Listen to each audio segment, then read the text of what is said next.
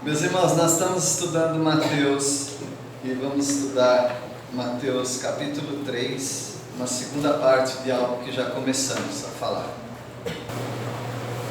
Bom, imagina que aqui tenha um lençol branco, a noite escuro, as luzes apagadas e uma luz aqui atrás acesa. Então, por trás desse pano aqui pode passar um elefante. Quem está aí vai saber que é um elefante? Mesmo com um tecido aqui assim?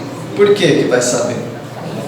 A sombra, né? A sombra, aquela silhueta. Você sabe que é o corpo de um elefante. Um cachorro, uma pessoa. Você não vai saber os detalhes, mas você vai saber por causa do corpo. E no Mateus capítulo 3, nós estamos estudando o corpo de doutrina de João Batista. Ao chegar diante da palavra de Deus, você está como esse lençol. Ninguém consegue ver claramente do outro lado o que está na palavra de Deus. Ninguém. Ele pode ter todos os cursos teológicos, ele não consegue. Tem um véu. Deus permite que você veja uma silhueta. Deus permite que você veja o corpo de doutrina, o corpo doutrinário, a forma. Mas você realmente não consegue aprofundar até a essência daquele ensino. Você não consegue. Você sabe que é um elefante, mas você não consegue ver a textura desse elefante. Você sabe que é um cachorro, que você vê o corpo, você vê a silhueta, mas você não consegue saber qual é a cor desse cachorro. Você pode ver uma pessoa, no máximo você pode distinguir se é um homem ou uma mulher, mas você não pode saber se essa pessoa, qual a cor do cabelo dela, a cor dos olhos. Você não pode, você não consegue, porque tem um véu. Esse lençol é branco, aquela luz ali, ela traz a oportunidade de uma silhueta, mas se esse lençol fosse um cobertor escuro, você não ia conseguir nem ver silhueta. Então, algumas pessoas mais aprofundadas na espiritualidade, ou seja, na comunhão com Deus, espiritualidade do jeito bom de falar, tá bom? Na comunhão com Deus, na leitura da palavra, algumas pessoas que além disso também são mais estudadas, essas pessoas conseguem ver essa silhueta, esse corpo doutrinário da palavra de Deus. Mas algumas pessoas, elas estão vendadas, elas não conseguem ver mesmo, porque o Deus deste século cegou-lhes os entendimentos, para que não vejam esse resplandecer da luz do Evangelho de Cristo Jesus. O apóstolo Paulo mesmo fala que tinha que orar para que esse véu caísse dos judeus. Esse véu precisa cair de muitas pessoas, para elas verem mais claramente. Totalmente nós não vamos conseguir ver, mas nós estamos progredindo. Nós estamos recebendo do Senhor cada vez mais ensino, e debaixo da comunhão do Senhor nós podemos ter a iluminação do Espírito Santo. Porque você precisa ter, né, nessa palavra uma luz refletida aqui. E ela vem do Espírito Santo. Aí se dá o nome de iluminação, não revelação. Deus não tem mais nada para revelar para você. Tudo já está revelado e escrito. O que você precisa é iluminação para compreender. E nesse corpo doutrinário de João Batista, do ensino de João Batista, nós vamos acontecer aqui, para formar esse corpo, né? os membros inferiores, superiores e a cabeça, você vai vendo o formato do ensino de João, que são basicamente esses três. Primeiro, santidade. Esse é o ensino, santidade.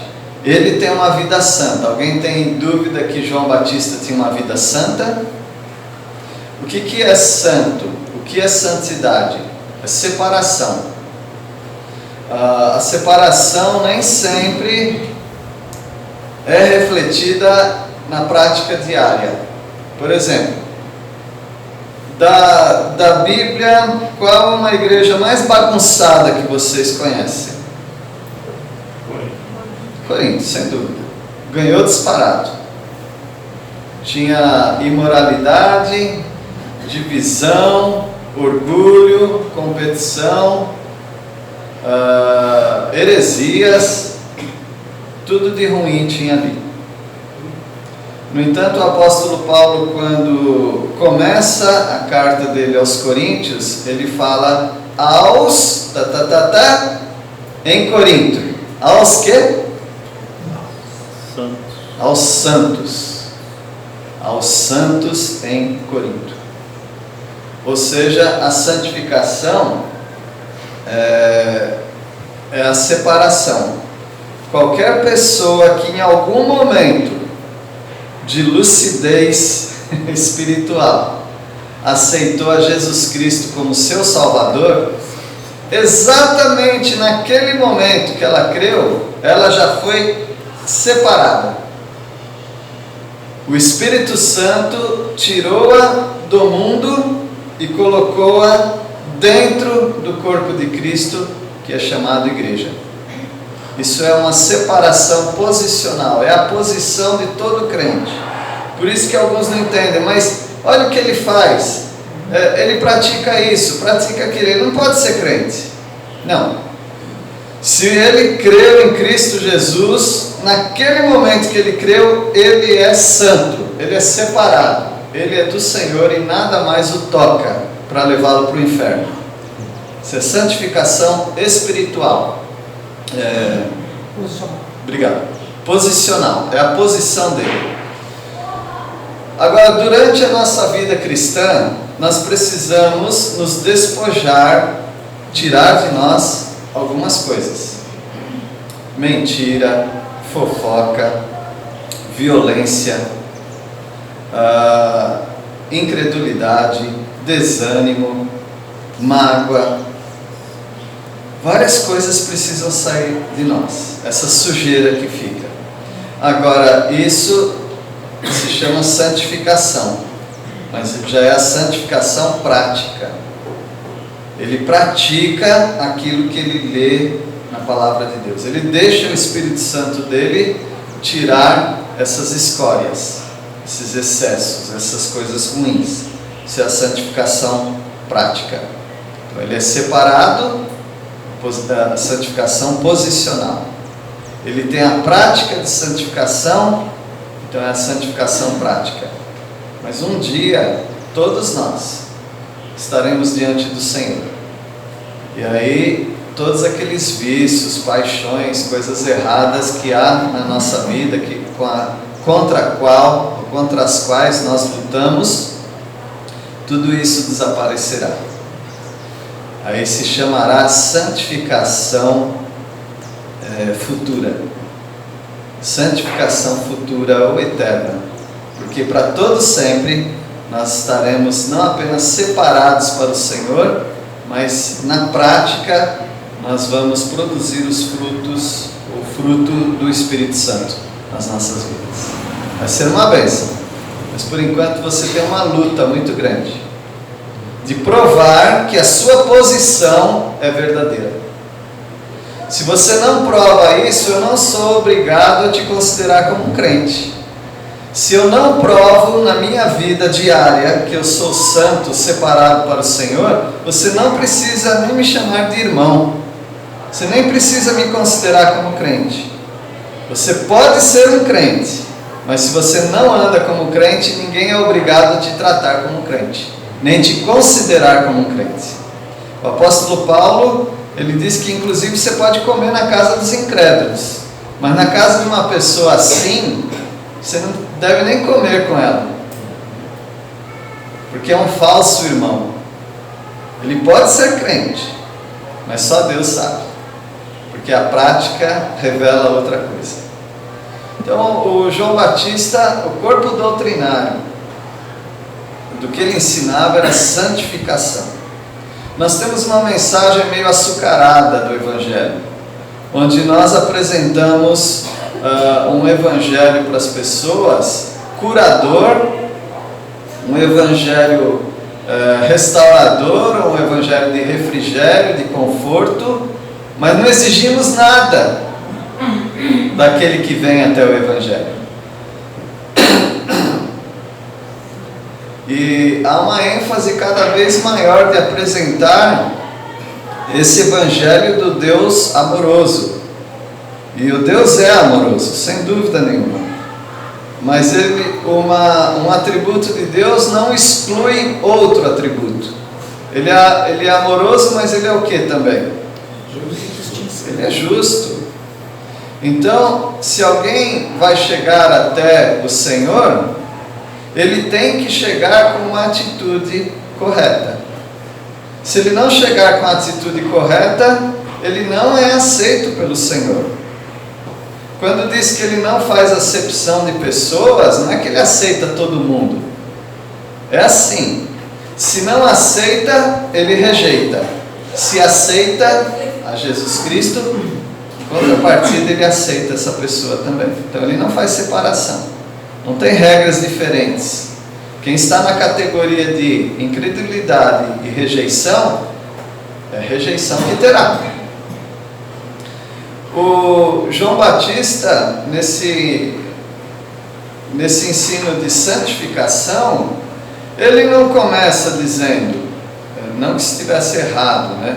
Mas a ênfase da mensagem dele não era dizer: Deus é um Deus de amor, Deus é um Deus que pode curar você de todos os seus traumas de infância, Deus é o Deus que te aceita mesmo que você não gosta do seu cabelo, Deus é o Deus que vai curar você de todos os traumas que você teve na sua vida. Deus é muito bom. Quem aceita esse Deus? Ele não começou a mensagem dele assim. Ele começou a mensagem dele dizendo: você é culpado, não importa se der um apelido que você carrega com muita amargura desde a infância, não importa que seus pais te maltrataram, não importa que você é uma pessoa muito frágil e as pessoas não te compreendem, não importa que você tem uma maneira errada de lidar com as suas emoções e por isso você não consegue se levantar e alguém precisa te dar uma ajuda. Arrependa-se. Você é um pecador e você precisa se arrepender. Por que você tem que se arrepender? Porque é chegado o reino dos céus. Aquele que vai reinar, ele quer tudo limpinho. E para isso, tem umas montanhas aí. Nós vamos ter que passar uma máquina e aplanar tudo. Porque o caminho que o rei vai trilhar vai ser um caminho plano. E eu sou, não eu, tá? João Batista. E eu sou a voz que clama no deserto: endireitai os seus caminhos. Em outras palavras, cria vergonha na cara. Mude o que você tem que mudar, porque o rei está vindo. E esse rei quer tudo acertado. Uma mensagem meio diferente, não é? Mas é assim que João Batista se apresentava no seu corpo doutrinário. Primeiro, santificação. Santificação sem a qual ninguém verá Deus. Ninguém. Não adianta. Ninguém vai ver Deus. Tem que se santificar. Os 10 mandamentos vão ser apresentados para o povo. Eu não estou pregando os 10 mandamentos, estou só voltando lá para trás, tá? Porque voltar para frente não dá, né? O povo vai receber os 10 mandamentos. O mandamento é santo, justo e bom. Concordam? Porque é o que diz em Romanos 7, acho que 13. O povo vai chegar diante de Deus. Sabe o que Deus manda fazer? Tomar banho. Tomar banho. Como é que 2,5 milhões de pessoas tomam banho? Com água. Deus traz um rio de água. Eles tomaram banho, deram água para os animais e eles estavam limpinhos agora. Deus queria que eles tomassem banho, porque Ele ia apresentar os 10 mandamentos. Curioso isso, né? Porque a gente está falando, não, vem do jeito que você está, vem sujo mesmo. Tá certo, você está indo em direção ao Senhor sujo, mas para se purificar, não é para continuar sujo. E eles falam, depois que eles receberam aquelas leis e tudo mais, e as leis eram muitas, né? Não eram só 10 mandamentos, tinham muitas outras, né? E Deus, eram 613 leis, mandamentos. E depois de serem apresentados diante da lei, eles falaram uma coisa em relação ao que eles ouviram. Alguém lembra o que eles falaram?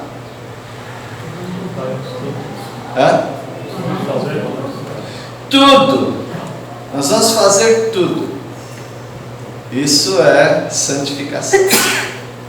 Nós vamos nos purificar para essa mensagem.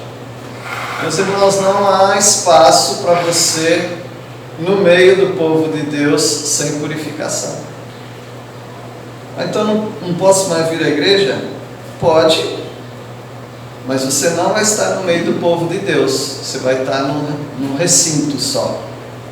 No meio do povo de Deus é uma coisa invisível. Deus separa. Você pode estar encostadinho de alguém santo, mas se você não for santo, você está separado. É assim que Deus vê a santificação. E é assim que João Batista pregou. E nós mudamos essa mensagem, em algum momento nós mudamos essa mensagem. E aí o corpo perdeu a cabeça, vamos supor, né? Aí você já não consegue mais discernir o que é, porque já está sem uma parte do corpo. Tirou a santificação, você tira o corpo doutrinário do Evangelho, da Palavra de Deus. Vamos para o segundo?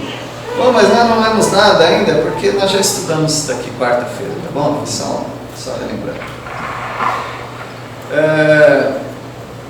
O corpo doutrinário de João Batista era composto de santificação, até o versículo 6 aí mais ou menos.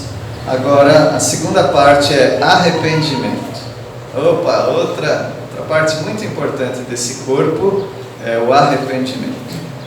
Nós temos algo para falar aqui também sobre o que tem acontecido nos nossos dias sobre esse assunto. Estão desfigurando. Agora imagina que esse lençol branco aqui, com essa silhueta, já é difícil de você ver. Você tem que ficar pensando, associando, que bicho é esse? Né? Que ser é esse? Porque você não está vendo claramente. Assim é a palavra de Deus. Você tem que ficar comparando coisas espirituais com coisas espirituais para ver se você chega na doutrina correta. Já é difícil. Agora imagina se começarem a deturpar, a manchar esse lençol. Aí vai ficar muito mais difícil. Então, se as pessoas começarem a manchar a doutrina da palavra de Deus, falando de santificação, vamos falar agora de arrependimento, a gente não chega a reconhecer qual é o corpo doutrinário. A gente não chega a reconhecer o que Deus quer apresentar para nós. E aí a gente começa a criar um evangelho, inventar um evangelho. E essa segunda parte aqui da mensagem de João Batista diz respeito ao arrependimento. Vamos ler o versículo 7. Alguém pode ler? Mas quando João viu que muitos fariseus e saduceus vinham ao lugar de batismo, ele os repreendeu abertamente. Raça de víboras, exclamou. Quem os convenceu a fugir da ira que está por vir? Então, era um lugar que parece que não tinha tanta gente, é um lugar deserto, mas por causa da atividade dele, estavam afluindo, ou seja, indo até lá, muita gente. Eu acredito que muita gente sincera e muita gente curiosa também, e alguns que estavam discordando, e outros que eram tipo de supervisores do Sinédrio, que eram tipo de fiscais da doutrina, porque alguém estava pregando em público em Israel. O STF da época, o Sinédrio, que era composto de 70 mais um, aqueles doutores, que eles tinham uma rixa entre eles, fariseus e saduceus, eles ficavam brigando entre eles, mas quando eles se juntavam contra alguém, eles eram muito unidos. E se juntaram aqui os fariseus e os saduceus para investigar o que estava acontecendo. O que esse homem está pregando? Normalmente, quando vem uma pessoa importante no nosso meio, ou uma pessoa de influência, ou pior ainda, uma pessoa que pode nos fazer mal, a nossa tendência é amenizar a nossa mensagem, não é? A nossa tendência é a gente ficar mais pianinho, mais calmo. Isso acontece com os pastores também. Ele conhece o rebanho, ele sabe quem é visitante, quem não é. Se ele percebe que tem alguém com uma outra crença, uma outra fé, e aí ele maneira na pregação dele. Ele não vai falar certas coisas. Alguns fazem isso, tá bom? Mas você não deve fazer isso. Se Deus te chama para pregar o Evangelho, se alguém fala para você, tem uma oportunidade de falar aqui para tal pessoa. Se aquela pessoa tem algumas coisas erradas na crença dela, e você sabe, você não deve segurar. Como diz, segurar a onda, né? Ó a maneira aí. Você não deve fazer isso. Só se o Espírito Santo mandar, mas eu duvido que ele vai mandar. Normalmente, quando alguém tem um problema no nosso meio, o Espírito Santo cutuca para a gente falar daquele problema. E João Batista, ao ver os fariseus e saduceus, não era bom dar uma maneirada? Porque afinal de contas ele pode perder a cabeça, né? Afinal de contas ele pode ser chamado para uma entrevista lá no Sinédrio. E ele os recebe. Sejam bem-vindos, dá licença aí vocês, vamos colocar os fariseus e saduceus aqui mais perto de nós. Temos uma mensagem especial para vocês hoje. Vamos lá, raça de víboras! Ele começa assim a falar com eles. Quem vos induziu? Quem cutucou? Quem empurrou vocês para fugir da ira vindoura? Deus vai julgar vocês. Vocês estão fugindo disso. João Batista, meus irmãos, não brinca com ele não. João Batista, ele pregava o evangelho, o pré-evangelho na verdade. Ele pregava o pré-evangelho da maneira como tinha que ser, porque ele não trabalhava para si próprio, ele trabalhava para aquele que ia vir estabelecer o reino. E o reino não é para essas pessoas, exceto se essas pessoas forem transformadas através do arrependimento. Você não precisa ter medo de falar. A igreja é para aqueles que querem se arrepender. A igreja não é para todo mundo? É no começo. No começo é. Senta e ouve. Mas depois, se não há transformação, você decide. Você sai, vai embora. Porque você teve essa oportunidade. Então a igreja faz isso, ela fica enxotando as pessoas? Não, a igreja não faz isso. A igreja prega a palavra. E algumas pessoas que são bem inteligentes, elas já entenderam. Eu não sou bem-vindo aqui. Algumas pessoas já entenderam. Para ficar aqui tem que ter arrependimento. Somos perfeitos? Não, não somos perfeitos. Está longe disso. Mas somos crentes arrependidos e remidos pelo sangue de Cristo Jesus. Essa é a diferença. Agora, você pode também ter uma atitude cínica. E normalmente os filhos dos crentes têm uma atitude cínica, até que eles se convertam. Eu tive uma atitude cínica na igreja por 16 anos. Nasci no Evangelho. É claro que em algum momento eu não estava nem sabendo o que estava acontecendo, mas depois de um tempo eu já sabia mesmo o que estava acontecendo. Mas a minha atitude foi cínica até 16 anos. Com 16 anos eu aceitei o Senhor como meu Salvador, sabendo que eu tinha que me arrepender dos meus pecados, que eu não podia ficar na sombra dos meus pais, na sombra da minha igreja. Não, eu tinha que me arrepender dos meus pecados. Por isso, meus irmãos, a nossa mensagem tem que incluir esse segundo membro do corpo aí: arrependimento, santificação e arrependimento. Então, essas pessoas eram cobra criada, raça de víboras. E veja que eles estavam fugindo da ira vindoura. Saiba que tudo que o ser humano faz na vida é para fugir de Deus. Tudo que o homem faz é para fugir de Deus. Se ele começa a acreditar que o mundo veio através de uma explosão, isso não é ciência, isso é para fugir de Deus. Se as pessoas começam a ter uma vida de, como se dizia os hippies antigamente, amor livre, sexo fora do casamento, isso não é porque eles amam muito, isso é porque eles estão fugindo de Deus. Porque a palavra de Deus diz que Ele vai julgar os impuros e os adúlteros. Então, quando as pessoas estão ridicularizando do povo de Deus e da igreja, dizendo que eu posso ser crente em casa, não é que eles querem sossego, é que eles estão fugindo de Deus. Então, o que as pessoas estão fazendo sempre é fugir de Deus. E quem que está induzindo você? Vamos responder para João, que João sabe a resposta. Quem vos induziu a fugir da ira vindoura? Os fariseus não têm condições de responder essa pergunta. Nós temos. Qual a resposta? Pode falar com vontade aí.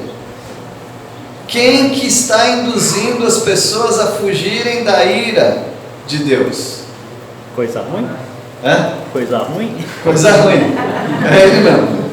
Satanás. É o diabo. Eles são raça do quê? De víbora. Qual é a víbora mais antiga que você já tem conhecimento? Satanás. A antiga serpente. Eles são raça da antiga serpente. Conforme diz João 8,44, eles são o quê? Filhos do diabo. Tá aí, é tudo em família. Diabo e serpente. Raça de víboras. Quem vos induziu? O pai deles, o diabo.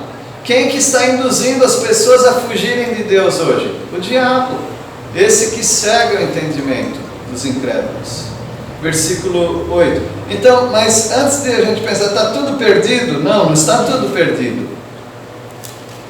Pode ter retorno essa situação, mas tem que ser através dessa outra parte do corpo doutrinário, que é arrependimento.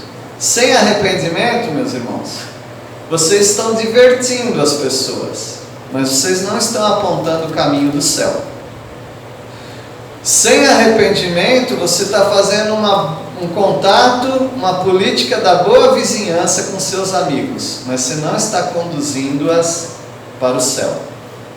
Sem arrependimento, você está conseguindo ir no churrasco da família sem ter brigas, mas você não está conseguindo levar a família para o caminho do céu. É o arrependimento. É isso que você tem que pregar para as pessoas. Tem que se arrepender dos pecados. Versículo 8, alguém pode ler? Produzir, pois, frutos dignos de arrependimento. Quais são os frutos dignos de arrependimento? São vários, né? São vários. Poderíamos dizer submissão. Submissão a Deus. Uma pessoa falar assim, eu não vou à igreja porque igreja, eu posso ser crente em casa, ele não está sendo submisso. Porque a palavra de Deus diz em Hebreus 10, 25 sobre isso, que é para desmoestar essas pessoas. Quanto mais que o tempo se aproxima, a ira vindoura, tem que falar para as pessoas, você tem que estar no meio do povo de Deus. Submissão a Deus, oração. Pessoas que não oram porque são preguiçosos, ou não oram porque não acreditam que a oração resolva alguma coisa. Fruto do arrependimento, comunhão com os irmãos, oração, evangelização. Há crentes que passam a vida toda sem nunca apresentar a sua fé para alguém de outra crença religiosa. Isso não é fruto de arrependimento. Porque se algo foi bom para você, tem que ser bom para os outros também. Apresentar o Evangelho aos outros. Humildade. E aí a gente poderia dar uma lista, né? Dos frutos do arrependimento. Vocês poderiam dar uma lista também. Vocês têm que produzir frutos dignos de arrependimento. Eu diria que um dos primeiros para eles é sair do sinédrio. Sai daquele covil. Porque aquilo só está desviando as pessoas de Deus. Agora, se tiver poder e força, vai lá e fala para todo mundo se arrepender. Aí o sinédrio todo se arrepende. Mas isso não acontece. Então, talvez é se afastar mesmo dessas influências, dessas amizades. Número 9. Não é número, é versículo. Mas vós mesmos, dizendo, temos por pai Abraão, porque eu vos digo que mesmo destas pedras Deus pode suscitar filhos a Abraão. Tá bom, João Batista já se antecipa. Antes de vocês darem essa desculpinha aí que nós somos filhos de Abraão, então está tudo resolvido conosco, Deus pode fazer dessas pedras aqui, que estava num lugar pedregoso talvez, dessas pedras Deus pode fazer brotar judeus, filhos de Abraão. Então isso aí não dá certo. Vocês não são filhos de Abraão, vocês são filhos do diabo, como ele fala lá em João 8. Os filhos dos crentes precisam saber que você não vai para o céu porque você é filho de crente. Você vai para o céu porque você se arrependeu dos seus pecados e aceitou o Salvador Jesus. Essa é a mensagem para os nossos filhinhos. Versículo 10, uma mensagem da ira vindoura, né? Versículo vindouro, todo mundo sabe o que é, né? Futuro. Versículo 10. O machado já está pronto para cortar as árvores pela raiz. Toda árvore que não dá fruta, boa, será cortada e jogada no fogo. Vamos cortar essas árvores, é o que o João diz. E vocês são essas árvores. Se vocês não se arrependerem e derem os frutos que precisam ser produzidos, frutos do arrependimento, então o machado já está aqui. Quem é o machado? É Jesus. Ele está chegando. Logo ele vem cortar tudo, porque ele veio para isso, para aplainar mesmo o que restou de que João Batista não conseguiu aplainar. Jesus vinha para acabar com tudo. Ele vai vir um dia para fazer isso. O machado já está posto à raiz. E aí, imagina a árvore, né? O machado chegando, a árvore, não. Então, se você, árvore, está com medo, começa a produzir fruto aí. Porque o machado, ele é seletivo. Se uma árvore está produzindo os frutos do arrependimento, essa árvore não vai ser cortada. Então é um recado claro para eles. Então a mensagem de João Batista era uma mensagem de arrependam-se. Quando que é para se arrepender? Hoje, agora, versículo 11. Eu vos batizo com água para arrependimento, mas aquele que vem depois de mim é mais poderoso do que eu, cujas sandálias não sou digno de levar. Ele vos batizará com o Espírito Santo e com fogo. Vocês acham que a minha mensagem, sou eu falando, João, tá? Vocês acham que a minha mensagem é dura? Vocês não viram a de Jesus, daquele que vai vir depois de mim. É mais dura ainda. Eu estou só preparando. Eu estou só falando para se arrependerem, porque o machado vai vir. O machado é Jesus, não é João Batista. Quando Jesus vier, se vocês produzirem fruto do arrependimento, está tudo bem com vocês, mas senão ele vai cortar. Não é à toa que as pessoas gostam do menino Jesus na manjedoura, mas não gostam do lenhador. O menino Jesus não faz mal a ninguém. Embora nós sabemos que Simão falou que ele ia trazer divisões, que o coração de Maria seria perfurado, simbolicamente, por causa de Jesus. Desde o menino Jesus já estava o juiz de toda a terra, só que nem todos perceberam isso. E João Batista fala: bom, eu vou batizar com água. A água é tranquilo, é só um banho. Para arrependimento, o que ele está dizendo? Aqueles que aceitarem a minha mensagem, aceitam o batismo também. E aí estão mostrando que se arrependeram. Meus irmãos, o batismo não é da igreja batista. O batismo ele já vem muito antes. Os judeus praticavam o batismo. Só que o batismo que os judeus praticavam era assim: aqueles que são simpatizantes do judaísmo, eles precisam se tornar prosélitos. Judeus eles nunca vão se tornar, porque eles não nasceram judeus. Mas tem uma forma. Você tem o temente a Deus, que era o que gostava das coisas da religião judaica, mas que não mergulhou fundo na doutrina dos judeus. E você tinha o prosélito. O prosélito era aquele que dizia: eu vou seguir a religião dos judeus, do Yahvé, do Jeová. Para isso, então, eu vou primeiro me batizar. Então ele se batizava, as abluções, né, na água. Aí os machos da família, ou a pessoa, o macho, ele ia se circuncidar. E aí ele era considerado então um prosélito, quase do povo de Deus. É o mais próximo que ele conseguia chegar.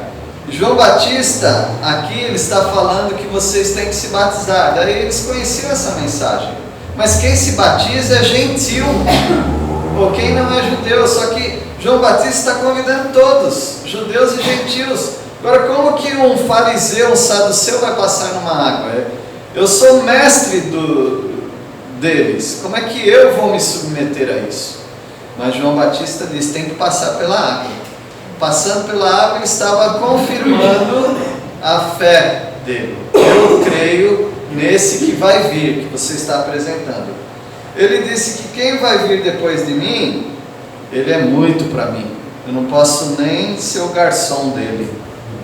Eu não posso nem ser aquele que levo as sandálias, ou amarro, desamarro as sandálias dele. Ele é muito digno.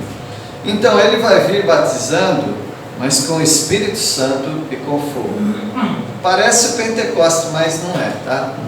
Pelo contexto aqui, é fogo de juízo. Ele vai vir com fogo de juízo. Deus prometeu que não vai destruir mais a terra com água. Ele não prometeu que não vai destruir com fogo. Ele vai destruir com fogo. Vai batizar essa terra com fogo. E o Senhor Jesus, a gente sabe que é Jesus pelo contexto que vem, né? Mas ele vai batizar com o Espírito Santo e com fogo. É juízo. Para escapar do juízo, o que precisa? O segundo membro do corpo doutrinário, arrependimento. Arrependam-se. E hoje nós vamos finalizar com o versículo 12. Quem pode ler o 12? A sua pá ele a tem na mão e limpará completamente a sua ira. Recolherá o seu trigo no celeiro, mas queimará a palha em fogo inextinguível. Então ele usa duas figuras, né? A do lenhador que vem cortando a madeira, e agora ele do agricultor que vem com aquela pá, às vezes aquele tridente, né? E vem pegando o feno na eira, no lugar gramado, de mato, já cortou, né? Agora vai rastelar, agora vai tirar esse excesso. E o que ele vai fazer? Ele vai queimar. O que é trigo, tudo bem, vai para o celeiro. Mas ele vai queimar em fogo inextinguível. Isso nos fala do inferno, que o fogo não se acaba nunca, né? Então essa é a mensagem. Para fugir disso, tem que ter arrependimento. Meus irmãos, arrependimento, embora possa existir esse elemento, mas arrependimento não é choro. Alguém chorar não quer dizer que ele está arrependido. As pessoas choram até com música, né? Talvez aqui vários choraram já com uma música bonita.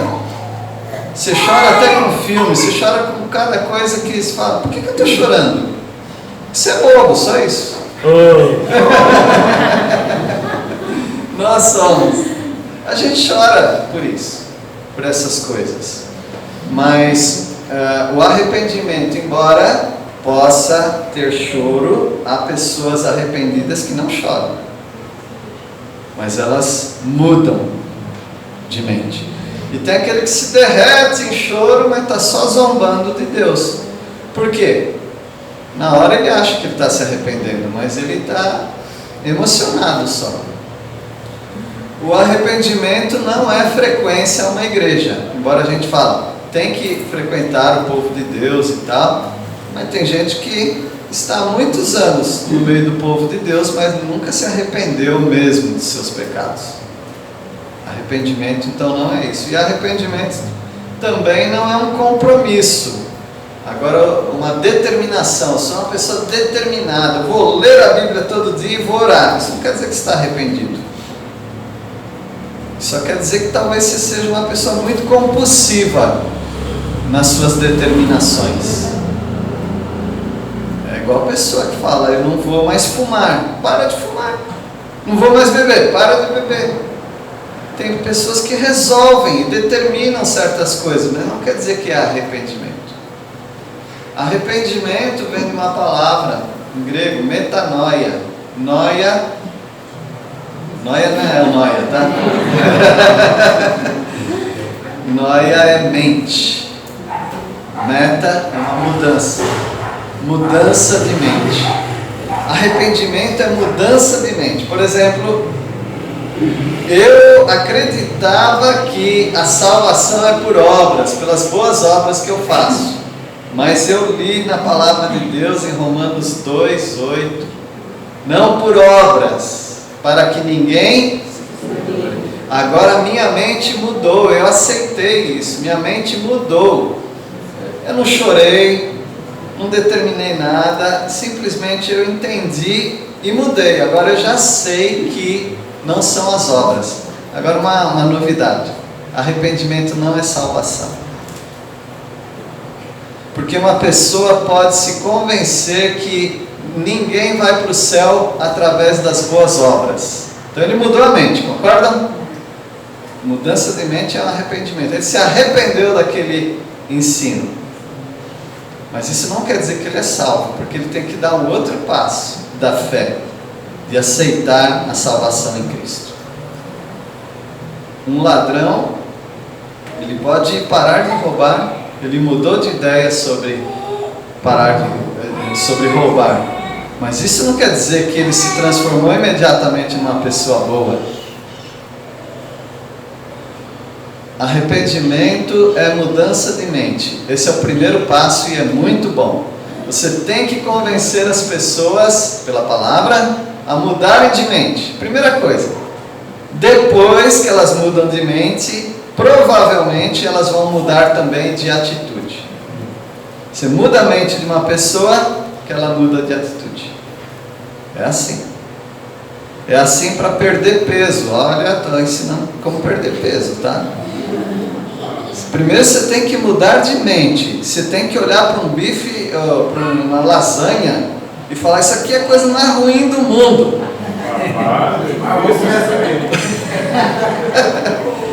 Depois, isso aqui é ruim demais. Não presta, não vou comer isso. Mudou de mente, daí vai mudar de atitude. Brincadeira, tá? Não cai na minha, não.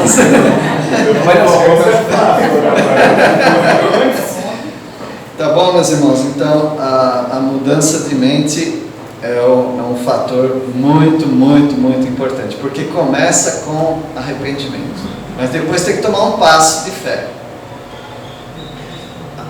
Não é por obras? E é por quê então? É pela fé. Então eu vou perseguir a fé. Eu deixo de confiar nas boas obras, mas agora eu confio na pessoa de Jesus Cristo que morreu no Calvário por mim. Aí, um arrependimento acompanhado de mudança de atitude também. Então João Batista, ele falou: muda de mente. E provavelmente vai mudar também de atitude. Que Deus os abençoe. Meus irmãos, a mensagem não é fácil não, mas é o corpo doutrinário. Cabeça, membros superiores, membro inferior. Santidade, arrependimento. Se Deus permitir, em outro momento, quero falar de outro que também é um problema para algumas pessoas, é batismo. Batismo faz parte do corpo doutrinário do Evangelho. Tem pessoas que querem viver uma vida mais ou menos correta, o máximo que podem, já sabem que a salvação está só em Jesus, já congregam no meio do povo de Deus, mas nunca tomaram o passo de se batizar. Por que não? Não precisa. Você é uma pessoa assim, é a mesma coisa que uma pessoa falar: não preciso de igreja, posso ficar em casa. Mesmo ele vindo à igreja, se ele não é batizado, estou dizendo que ele não é salvo. Vamos, depois a gente fala sobre isso. Tá bom? Deus os abençoe. Vamos ficar firmes nesse corpo doutrinário, porque é isso que nos sustenta. Se você tirar qualquer parte disso, santidade, arrependimento e batismo, o Evangelho está desmoronando. E talvez seja isso que esteja acontecendo também nos nossos dias. Nós vamos orar e vamos aí cumprimentar e despedir dos nossos irmãos que não são membros da igreja, e os membros da igreja, por favor, fiquem, tá? Para nós darmos sequência aqui ao nosso trabalho. Nosso Deus, obrigado porque esse corpo doutrinário do Evangelho é tão importante e às vezes esquecemos ou abandonamos algum ponto. Ajuda-nos, ó Pai, a santificarmos na prática nas nossas vidas, a nos arrependermos dos nossos pecados diários, como já nos arrependemos dos nossos pecados passados, fomos salvos. E ajuda-nos, ó Pai, a cumprir a ordem do Senhor Jesus Cristo de ir por todo o mundo, pregar o Evangelho e batizar as pessoas. E aqueles que ainda não aceitaram isso, que eles se submetam ao Senhor e aceitem o batismo, que é a ordem do Senhor. Nós agradecemos pela Tua palavra, por tudo que temos aprendido. Em nome de Jesus. Amém. Eu quero